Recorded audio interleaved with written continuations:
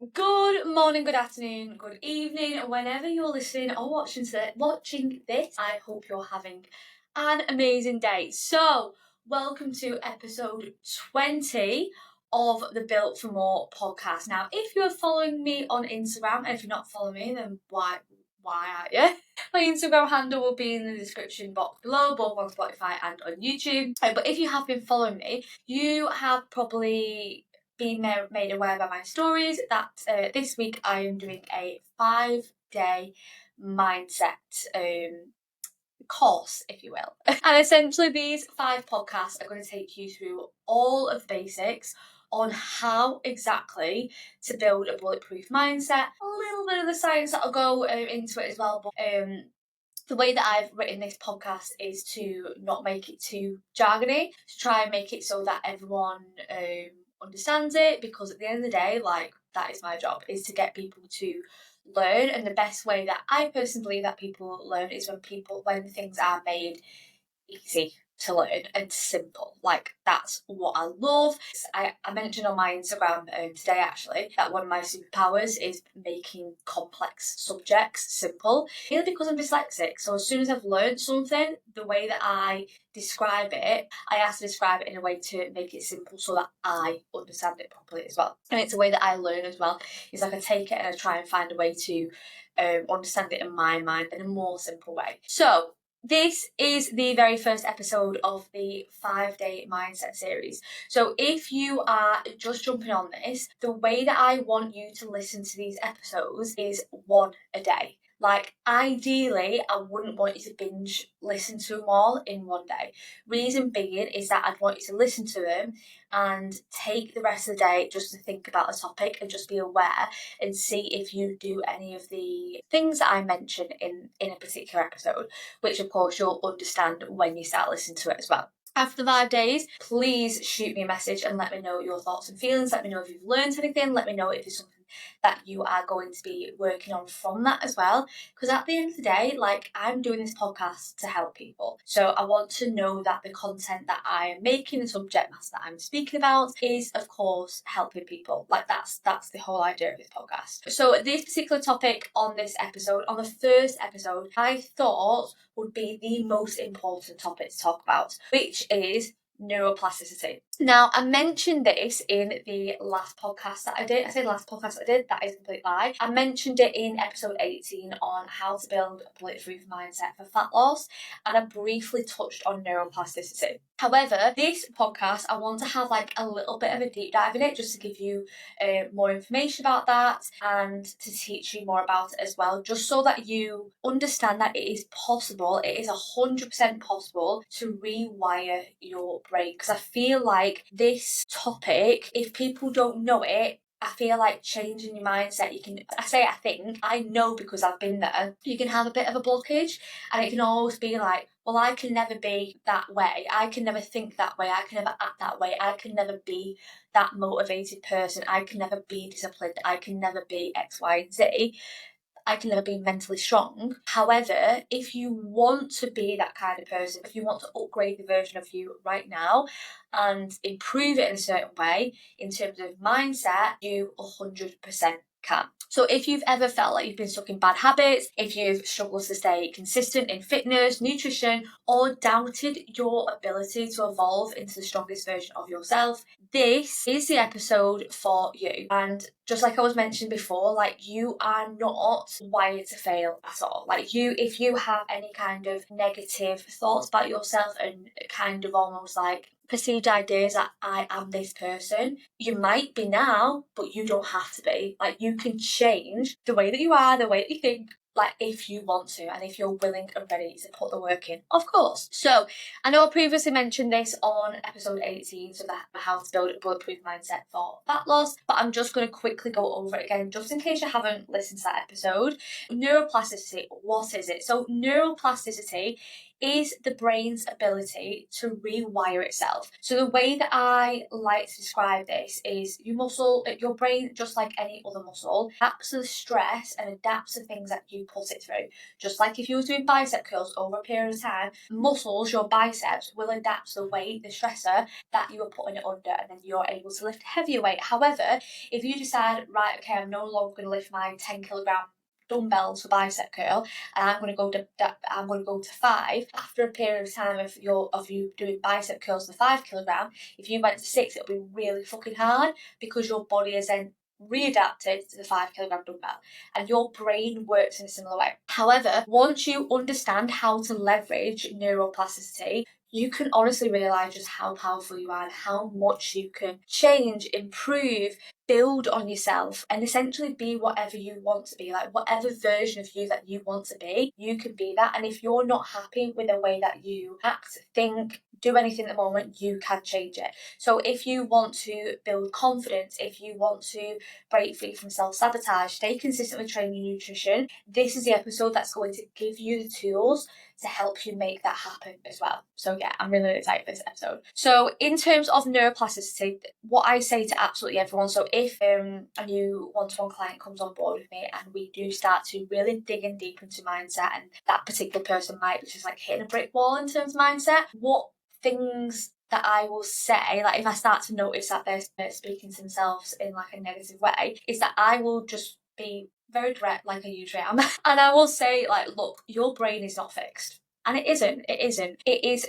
Your brain is constantly changing, and your brain is constantly rewiring itself based on your experiences, based on your thoughts, and based on your behaviours as well. You can probably even give yourself an example of this by, if you think of yourself from 5 years ago, you're probably a very different person than the person you was 5 years ago. Same with 10 years ago and 15 years ago. I know me from 10 years ago was completely different. Like it's literally night and day. The person that I was 10 years ago is the person I am now. And I'm going to guess it's the same for you as well. And that's just due to everything that I've just mentioned before, like your experiences, thoughts, and the behaviours as well. So plasticity is the process where your brain forms new neural pathways. So the way that I like to describe this is like, so as you are living your life, doing those actions, in those thoughts, essentially your brain is like a dirt road. And you can take multiple paths on this. Say it's a dirt road, let's say it's a forest or a field or something like that. And you can take multiple paths on in this field. But obviously the most common paths will get deeper and deeper and deeper and deeper. And it might get to the point where the farmer or whoever owns the farm makes that little dirt road, that's quite a deep dirt road, into an actual path, into an actual road, to make it easier for that car to go across as well. However, if you haven't been on that road for a while, that dirt track, maybe you've been on it a couple of times but you haven't been on it for a while, what will start to happen is the grass will regrow over that as well, and it'll get to a point where you won't even notice that a car's going over it. I used to live by a big park called Sherwood Park in St Helens. If you're not Northern, you probably have no clue what I'm on about. Even if you are Northern, I think you've got pretty much be from St Helens or around the area to know what I'm on about. And they always have this like festival every year. I think they have like festivals and circuses and stuff like multiple times a year, but whenever that festival was on and they went, the actual part would be, I say it's a shit show, it wasn't, it'd just be a muddy mess. However, give it a couple of weeks later and then all that grass has regrown over again, you wouldn't have known there'd been a festival there. It's kind of the same thing. So every time that you repeat a thought or you repeat an action or you have a similar experience, you're reinforcing that path, and you're essentially making that thought, making that behaviour, making that action easier and easier and easier. So the more you do it, the stronger that it gets, and essentially, as I was saying before, it's turning it into a well-paved highway instead of a dirt road, because your brain is like, right, okay, we always do this, so we're just going to make it easy for ourselves and turn it into a highway instead of like a rocky dirt road or something like that. And that's why habits, good or bad habits, can become automatic. And it's why when you do have a habit enabled, it becomes really hard to get out of it, which is why I have tools to help people coach with me on how to not so much get rid of habits, but how to transform habits, because it is so much easier to transform a habit rather than completely getting rid of it. So for example, a really good example of this in terms of like what was mentioned about how thoughts, not so much actions, but how thoughts can become stuck is if you've told yourself for years, I'm really bad at sticking to routine for years, your brain will strengthen that belief. It's the same as if you've told yourself, I'm lazy, I'm unmotivated. For years and years and years, I can never stick to anything. I always really struggle being in a deficit. I hate cardio. I always find cardio really tough. I have a really weak upper body. Guess what will happen? Your brain will strengthen those thoughts. And just I actually posted something on as one of my pieces of content about how your words are so important. The way that you speak to yourself is so important, because if you say to yourself things like, I have a weak upper body, even though of course your upper body is more than likely going to be weaker than your lower body, you'll be essentially self-sabotaging and taking yourself through oh my god, what is the word that I use in the story? A self-fulfilling prophecy. You'll be making yourself have a self-fulfilling prophecy. And it's also, I actually pulled one of my clients up on this the other day, a couple of days ago. And in her check-in, she was kind of like, with dieting, what usually happens is I'll have like a few good weeks and then I'll fuck it up. And I was like, whoa. No, we don't speak to ourselves like that. Because the more that you say to yourself, when I'm dieting, I have a few good weeks and I fuck it up, well, guess what's going to happen? You're going to have a few good weeks and fuck it up always. We don't speak to ourselves like that. Yes, you used to be that person. You are no longer that person. You do not identify with that person at all. You are different now, and we're going to choose different actions. We're going to have different thoughts, and you're going to believe in yourself more. That you're not going to have 3 weeks and fuck it up. You're going to continue going and be consistent. And yeah, you're a human. You'll have a wobble every now and again, but it's not going to be that every few weeks. It's like if you have a wobble, cool, and move on, you'll get better and better and better at that. However, if you start telling yourself from that I'm bad at sticking to routine, if you flip that and go, I'm disciplined, I'm committed, your brain will start building those new pathways. So instead of using that highway, it'll start to go back on that grassy hill that used to be a rocky road. Now, obviously it's easier said than done. Let's be honest, you probably listen to this and being like, oh, obviously she can say that. How does she relate that? How, like, she doesn't get it, because I've always been like this. I really struggle with this. And it's like, I hold my hands up. I've been through some really shitty situations in terms of mindset, and my mindset was in the absolute gutter. I started working with a coach for it as well, specifically for mindset, because of how poor my mindset got at one point. And it was in a really bad place. It wasn't great. So I've used these tools, all of these tools that I'm telling you about today, I have used them all.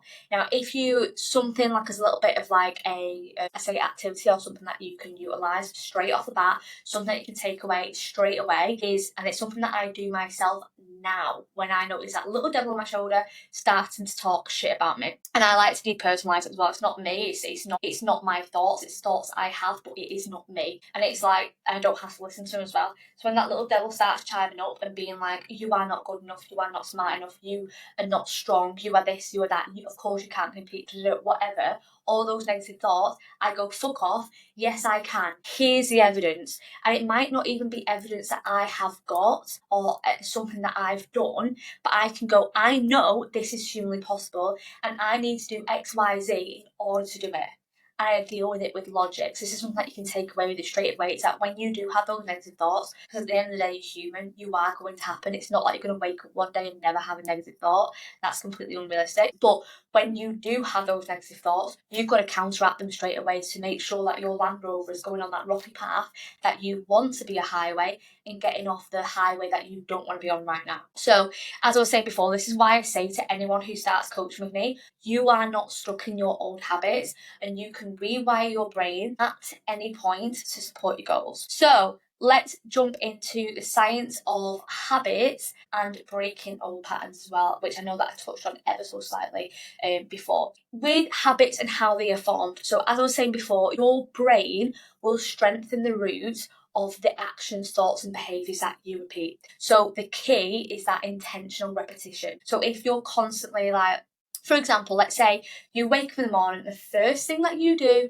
is go and make yourself a cup of coffee. That is a habit. Whether you believe that habit is good, whether you believe that habit is bad, this is a habit. However, if you want to change that or amend that to have something else to it or do something different first thing in the morning, you 100% can. Now, of course, when you first start to do this, there is going to be that tension, that kind of pull not to do it.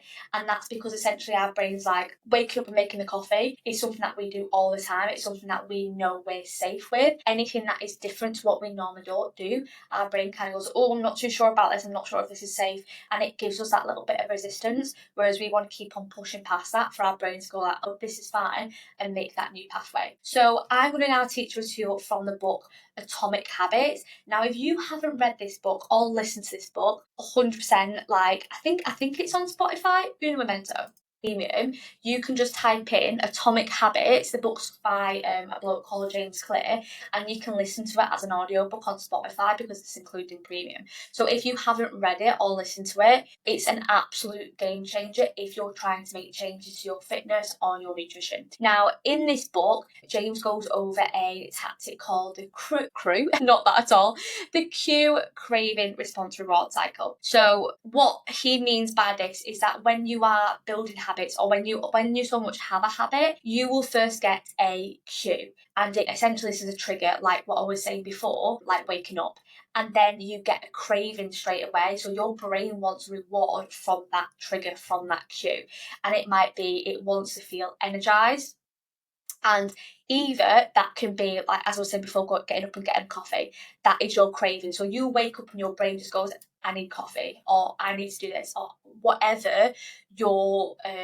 whatever your craving is, and that's essentially your habit, whatever you're used to doing straight away in the morning. I know a lot of girls will take birth control, so they'll get up and the brain just goes, I need to take my birth control, or it might need to be, I need to check my phone for notifications, or it might be, I need to go to the toilet, or mine is I wake up and go, I need to weigh myself, like go to the toilet and weigh myself because that's the first thing that I do in the morning.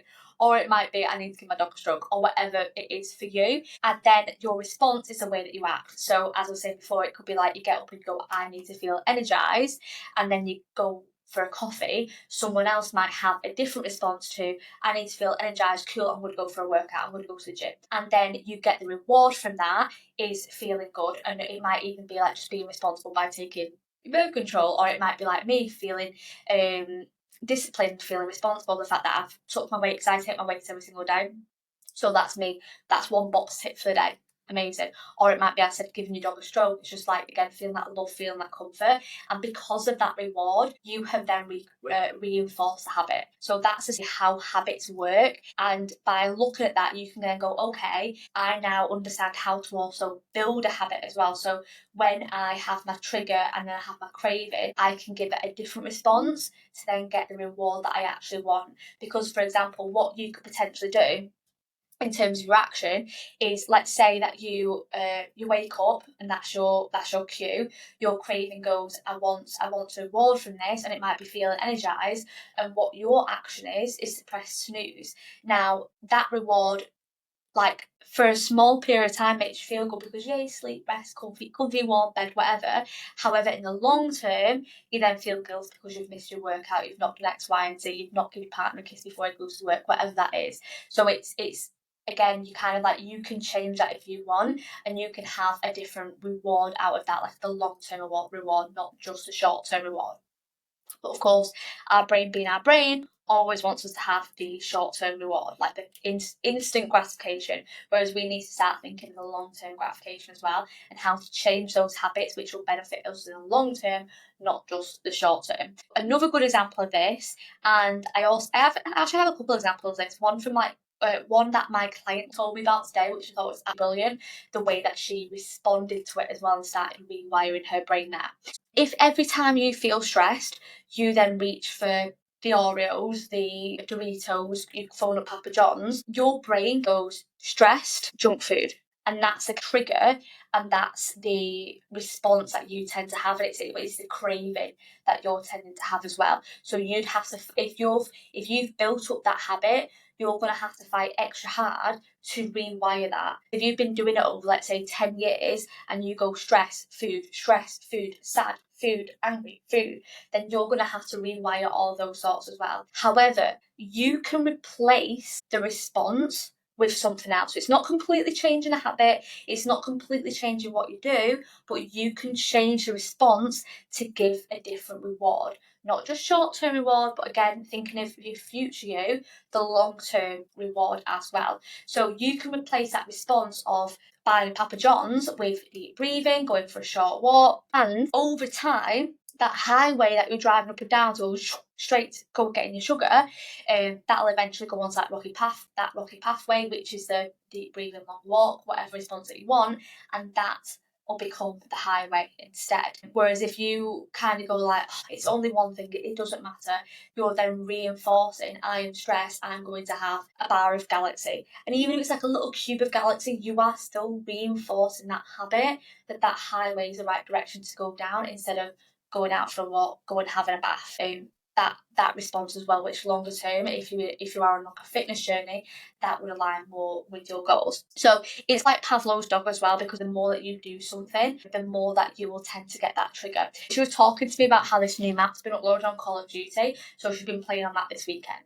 However, she used to play Call of Duty all the way through lockdown, and then during lockdown, what she used to do is she used to just jump on Call of Duty and order a pizza. So it's been ages since she played on Call of Duty, and then one day old maps got re-uploaded, and she sat down to play Call of Duty, and her brain went, it's time to get a pizza, because that's what she always did when playing Call of Duty. So she was very, very aware of this, and all this. She was really self-aware. She noticed that thought come up. She linked it to the reason why she was having that thought, and then she told herself to fuck off, that's not what we do now. What we're going to do instead is to get like a Diet Coke, or to get, you know what I mean, like, and to also just sit down and bloody concentrate on the game and have a great time playing that video game. She didn't give in to that, or she might have even, like, I don't know exactly what she did to replace it. I didn't ask too much into it. I was just buzzing. She didn't lean into that whole response. But even something like, instead of getting pizza, she could have got like a punnet of grapes, or and trapped those in, or something else instead of that pizza. Again, she could have changed that response as well, which is brilliant. So this is how we break those old pathways. Neuroplasticity works in both ways. You can weaken old pathways by essentially starving them of repetition. So, for example, with what I was saying before about being angry and upset and then going for the chocolate, going for the ice cream, you can break that by simply having so long of not doing that repetition, and eventually your brain starts to slow down and go, do we do this anymore? Like, how do we respond to the situation? So how do we do this? So the first one is identifying your triggers. If you know that you boredom eat, if you know that so this is something that I used to struggle with. I used to overeat when I was left alone. And it got to the point where I wouldn't say scared, but I hated being alone. I hated being on my own, because I knew that when I was alone, I got this really weird discomfort, and that discomfort feeling, my brain would go, I need to feel comfort, I need to get food. That was my trigger. So that's what would happen. And then what you can do instead is, instead of going for the comfort food, I replaced that habit with a better one. So what I did is I just started journaling those times. It did feel awful, yeah. Like, I'm just gonna lean into that. It was awful. It was almost like suffocating, and I felt like almost like I'd been abandoned when I know John was like fucking 5 minutes away or something like that. It was ridiculous. My friend who had like just left me to go home, like, I knew like they hadn't abandoned me. It was very, very strange. So I then just started to journal, and when I journaled like my silly thoughts from my head into like my notebook, I was like, oh, what are you doing? Like, this is silly. And I'd also have to remind myself as well, and reaffirm to myself, I am okay. Such and such hasn't abandoned you. You are fine on your own. You are safe. You are capable. You can still be productive when there's not someone in the house. And I had to reaffirm these things in, and that was essentially my replacing the going and overeating with a better one, with me giving myself a little bit of a hype talk and cracking the fuck on with whatever I need to do, i.e. work usually. And then the third step is staying consistent until the new habit becomes a default. And now, I think it's been like 2.5 years now when I was struggling with that. Yeah, so let's say it's I mean, it's not going to take you 2.5 years, but it's been 2.5 years since I had that really horrible discomfort. But you have to stay consistent with that habit. You have to stay consistent, like with me, giving myself that pep talk. Sometimes I felt fucking ridiculous, because it was like every other day where I'd be like, I am okay, I have not been abandoned, and like reaffirming that to myself. And you have to do that as many times as necessary until it becomes a default response. Now, John can bugger off now if he wants to. I'm like, I'll be fine on my own. I've got me Dr. Pepper. Like, I've got myself. I can keep myself entertained. Like, it's fine. And if anything, I actually enjoy it. Like, and I never thought I'd ever say that, which is absolutely brilliant. So, as I was saying before, you don't necessarily break or get rid of bad habits. You just replace them with better ones. You replace them with better responses. Right, next topic is how does neuroplasticity impact confidence and mindset? So, as I was saying before, and as I put on my post on Instagram today, I basically talk about self-talk and how the way that you speak to yourself is super, super important, because if you have negative thoughts and if you speak to yourself like shit, and if you say even silly things, even as a joke, it strengthens any self-limiting beliefs that you have, which is why I'm very, very on it with my clients, especially in their check-ins. So the way to get around this is by reframing your negative thoughts. So instead of "I always fail," I want you to shift it to "I am learning and I am improving." So you might have failed a lot on, let's say, fat loss in the past. You might have failed your driver's test 900 times, but that doesn't mean you always fail. It just means you are still learning, you are still improving, and you will get there. So it's about shifting that. And again, just like with me, being like having to reaffirm to myself that I'm okay on my own, sometimes you might have to say these things like a bloody lot in order for your brain to rewire those signals, especially if you've been struggling with it for a while. So, for example, if you're always like, I have no discipline, I have no motivation, and you've been saying that to yourself since you was 11 years old, not saying that you'll have to do it for that many years and periods of time, but you have to understand that if you've been saying, "I'm not a motivated person," or "I can't stick to a diet since you're bloody," well, hopefully you haven't started a diet when you was 11 years old. Let's say that you've been saying something like that since, like, for, let's say, 10 years, 20 years, 30 years, it can be in any case. If you're constantly saying those negative things to yourself, you're going to have to, like, just keep on reaffirming that with the "I always fail when I'm dieting," it's like, no, I haven't found a diet that works for me. I am learning how to diet. Right now, I am learning and I am improving every single day. Because the more that you say, "I always fail on a diet," or "It's always Saturdays that I overeat," "I always do this on a like what I was saying before about my client, I said every 3 weeks I fuck up. If you say that to yourself, that is going to be a self-fulfilling prophecy, and we do not want to do that. So that's why I said to her on her check-in, no, we need to reframe that, because I am not letting you speak to yourself like that. Also, the power of visualization can actually be really, really beneficial in this instance as well. So your brain finds it really, really difficult to distinguish between real and imagined experiences. Now, this is going to sound really, really woo-woo. And if you follow me on Instagram, you will know that I am not a woo-woo coach, and I am not a woo-woo coach. However, this is psychology. This is evidence-based. This is not woo-woo. This is just the way that the human brain works. And to me, it's really fucking cool, because it's kind of like magic, but it's not, because it's science. So yeah, your brain doesn't distinguish between real and imagined experiences. So I am a natural panicker. I don't that much anymore, because I am very good at rewiring my thoughts. And when I do start to flap, I'm not perfect. I'm not going to sit here and say I'm perfect, but I am much better at going, "No, bitch, you can do X, Y, and Z."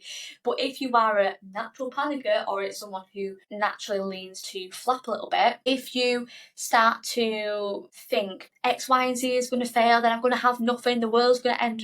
If you catastrophize like that, then it's that self-fulfilling prophecy that you will start to do the actions that will lead you towards the direction that you don't want to go in. However, if you start to visualize the other way, like, I'm going to work really hard, I'm going to climb my career ladder, I'm going to be bloody successful, I'm going to manage X amount of employees, you will start to make decisions and show up as that person. So you will automatically start to deviate towards the other way as well. I also have a little bit of a real life metaphor for you. About 4 years ago, I thought it would be a really good idea to start roller skating. I'm a terrible roller skater, by the way. I was like, I'm going to learn how to do roller skating, do all those fucking cool tricks.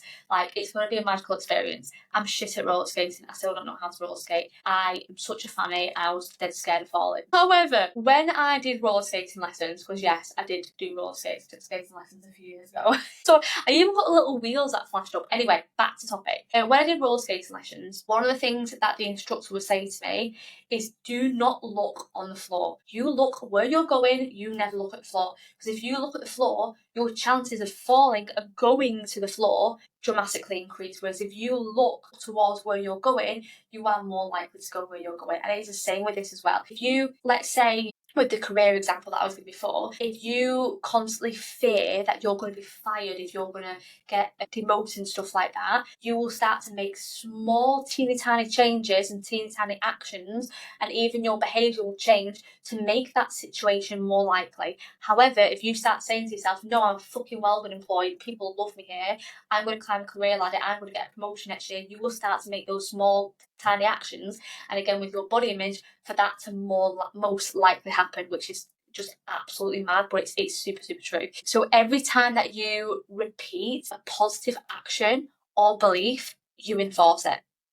And this is also the same with like things that you believe as well. So this is what I say to my guys. I call it action association, where if they say, oh, I'm just not a motivated person, I will then ask them, again, everyone's different, and I say, right, in your opinion, what does a motivated person do? How do they act? How do they respond to failure? How do they respond to days where they're just not feeling it? How do they show up? What things they do in the morning? What things they do in the evening?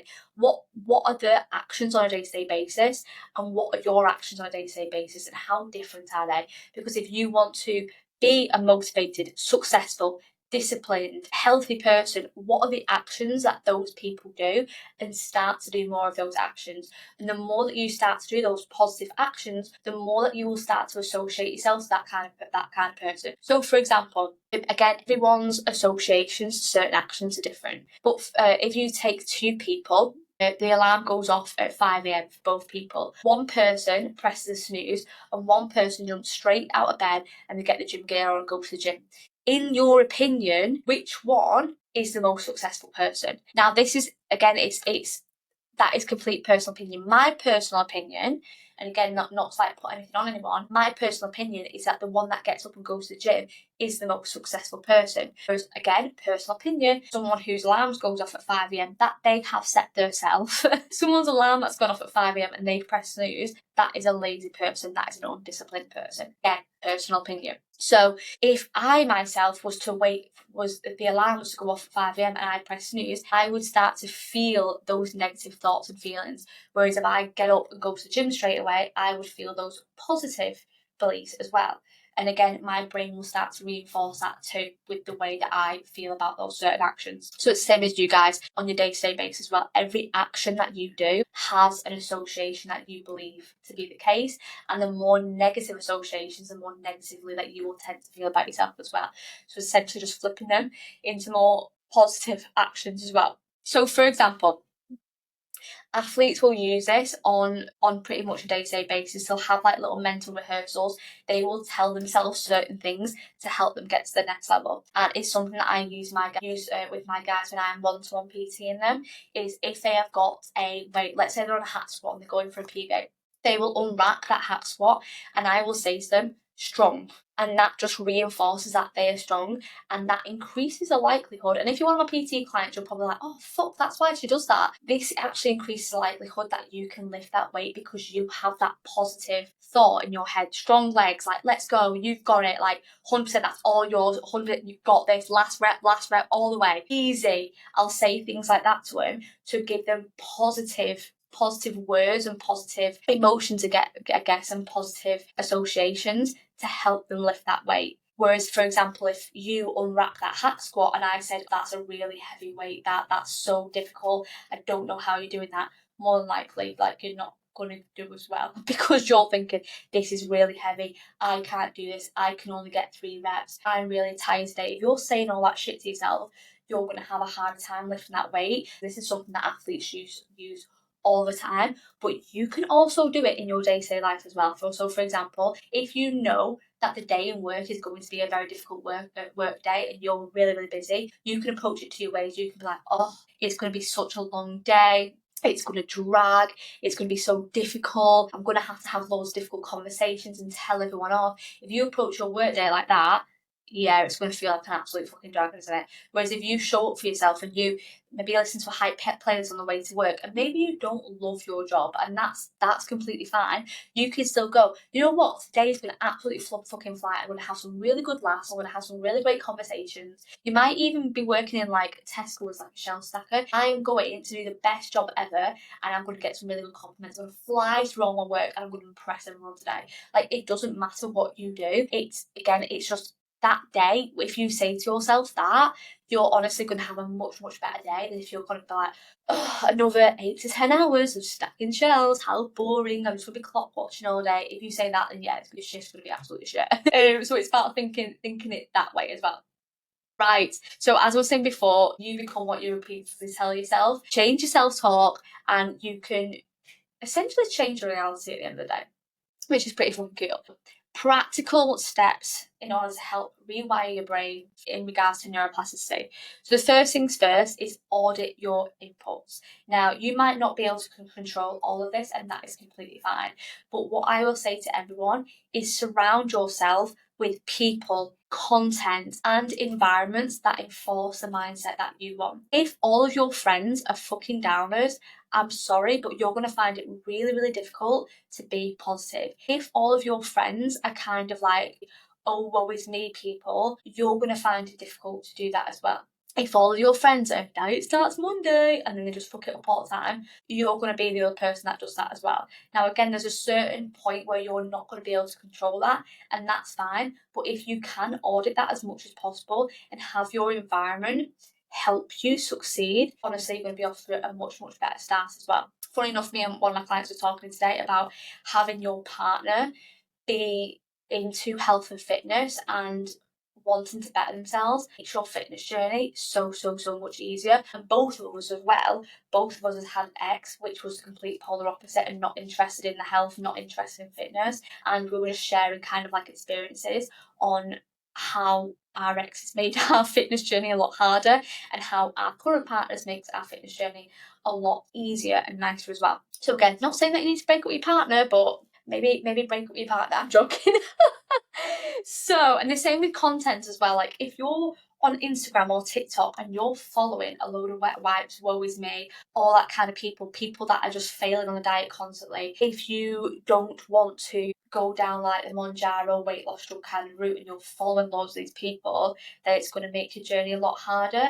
And the same with the environments as well. Like, again, you can't control the people that you work with sometimes, or you can leave your job like what I did, but you can't always control like the environments where you work. However, if you can control that, again, audit the environments that you work in. So, for example, if you're able to get less soul foods in the house, less biscuits and stuff like that, if you're in control of that, control that.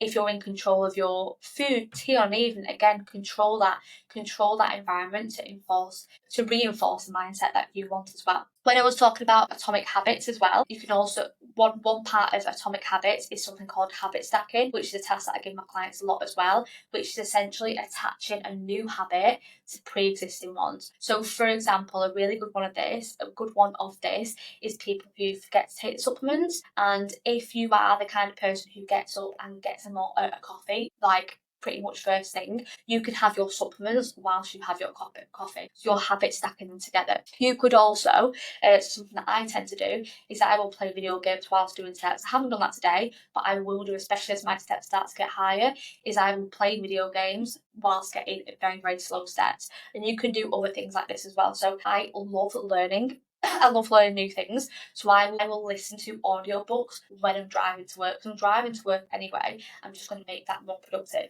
And I do the same thing when I'm on the stepper as well. Sometimes I listen to an audiobook, sometimes I watch documentaries, sometimes I'll read my Kindle. I will habit stack with something that I also want to do as well. So yeah, you can do it with quite a lot of things. You can habit stack, but they're just a couple of examples off the top of my head as well. Next thing that helps with reinforcing behaviour change is exercise and moving your body. Because when you move your body, this boosts neuroplasticity, and this is just because of essentially the blood flow going around your body, the brain's getting the vitamins and minerals out it wants. Just like, for example, if you was to exercise and get a load of DOMS, I would say go for a gentle walk because it's getting the blood around the body, it's going to help your muscle heal, it's going to help your muscles get stronger. So that automatically makes it easy to adopt new habits if you are regularly active. I'm not just saying that's a fitness coach again. science. And then the final one is consistency is everything. You might be like myself and having to reaffirm that when you are alone in the house, you have not been abandoned, you are safe and you are okay. You might have to do that for the next 6 months whenever you are alone, just like what I did. But again, that consistency is everything, and just showing up for yourself and trusting that eventually your brain will go, oh, I'm okay when I'm alone. I don't need to do that. And you might even find like what the way that I noticed it, I don't even know how long it was because I was that oblivious to it. That it must have been like 2 weeks. It was a silly long time until I was sat on my own at home and was like, I haven't had any of those like extreme uncomfortable feelings for a while now. And I was like, I haven't had to like reaffirm that I'm okay to myself for a while. And it was kind of like, this is amazing. So you might have that as well, like with those thoughts, and you might have like an automatic thought where, as I was saying before about my client who sat down playing Call of Duty and automatically her head went, let's have pizza. You might have to say to yourself, no, let's have grapes. No, let's get a diet Coke or something like that. And to re-change that cue, you might have to actually force yourself to do that for 6 months, and after 6 months you don't even think about that pizza, you just kind of like Call of Duty, Diet Coke, and that's your new cue, that's your new response to that trigger that you've essentially done. So as I was saying before, the more that you practice a thought, the more that you practice an action, the stronger that pathway becomes until you not even have to think about it. So for example, like I train 4 times a week. There is no if, there's no but, that is something that I do. Just like washing myself, just like brushing my teeth, it is something that I do. I don't really have to think about it anymore. Whereas when I started, I mean, every now and again, I do have like a little bit of resistance, of course. Like today, I was like, oh, last thing that I want to do is train, but it is very, very rare. Usually, it's just kind of like, okay, I train now, that's it. And I might not be motivated to train, but I just do it. So it's one of those things. And finally now, is be patient. So just like I was saying before, your brain needs time to rewire. And if that thought process, if that habit has been in place for 20, 30, sometimes maybe 40 years, except that it might take a little bit of time to get there. And 100% it won't take 40 years, but don't expect overnight results if you've been doing that thing for X amount of time. But every time that you positively reinforce action, there we go, I got it out. Understand that change is happening every time that you choose the better habit and the habit that you want to reinforce. You've essentially just gone into your brain and just moved that wire a little bit to where you want it to be as well. So that's how I want you to envision it, or just understand that pathway. You've just gone over that pathway a little bit more, and it's gone a teeny tiny little bit deeper. But if it's completely fresh grass, it might take a while until it gets into the highway. As we're on that metaphor now. So as I was saying right at the start of the podcast, your brain is your most powerful asset, and it is always working with you, and it's either working for you or against you, depending on what you train it to do. And I'm actually just going to get like this story that I mentioned. Where did I mention it? I think it was on like one of my stories about like the wolves. I'm just going to quickly get that up because it's a really, really great metaphor for this. I've got it right next to me, so you've noticed that like the colour of my face have changed when you're watching this, that's why. But I was actually talking about this to one of my clients must be about 4 months ago now. And I remember saying to her, like, do you know the story of the 2 wolves? And she was like, nah, I ain't got a clue. And I was like, what? How does no one know this? But then I went around like a lot of my clients and was like, do you know this story? And everyone was like, no, I have no idea. And I'm like, how does no one like heard of this story?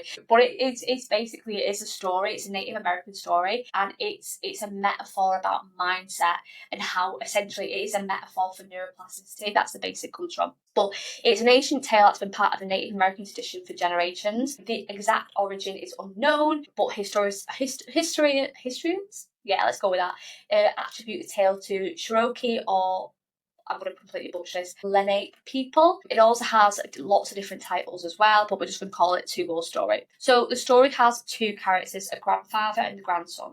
The grandfather explained to his grandson that there are 2 wolves fighting within him, which is an image that serves as a metaphor for the grandson with the man's inner sense of conflict. The conversation between the 2 men goes like this. I have a fight going on inside me, the old man said.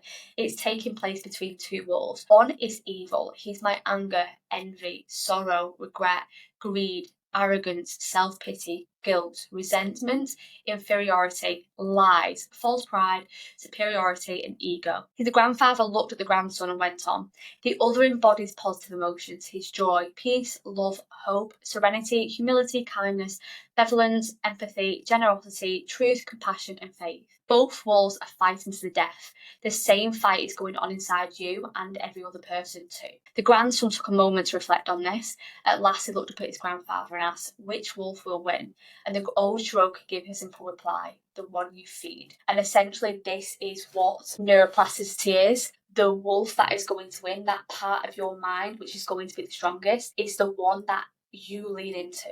You can lean into the weak, you can lean into the wet wipe, the oh woe is me part of you, or you can lean into the fuck this, like I am best in this, I can do better than this. You can lean into that, and that wolf is going to get stronger, and that part of you is going to get stronger. And then if you want to be that next level version of yourself, that is the wolf that will win, depending on what you train your brain to do. You are not a victim of your habits. You are in control of them. You are in control of your thoughts. You are in control of your actions. You're steering that ship, and every time that you choose to think differently, act differently, and push yourself towards the growth in the way that you want to be, you're just continuing to rewire your brain to success. So I want to leave you with a little homework task, and I want you to think, what's one belief, habit, or thought pattern that you need to rewire? And I want you to sit, think, identify it, and start making those small changes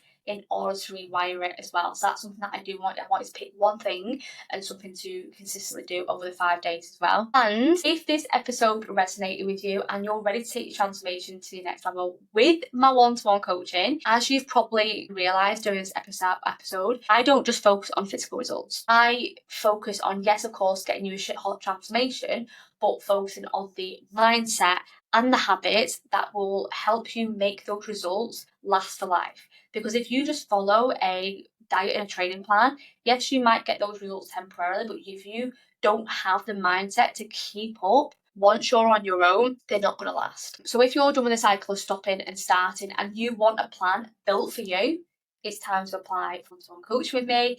And you do this by shooting me a message on my Instagram, which the handle is below as well. And as usual, if you love this episode, I'd honestly really appreciate it if you screenshotted it, if you shared it, tag me in it as well, just so I know that you shared it, because otherwise sometimes I just have no idea that people have shared it. And please make sure that you share it with another woman who you think needs to hear this, who you think will find it interesting, or if you think will be able to help other people as well. But other than that, I'm going to leave you for the rest of the evening, and I'll see you in the next one. See you later.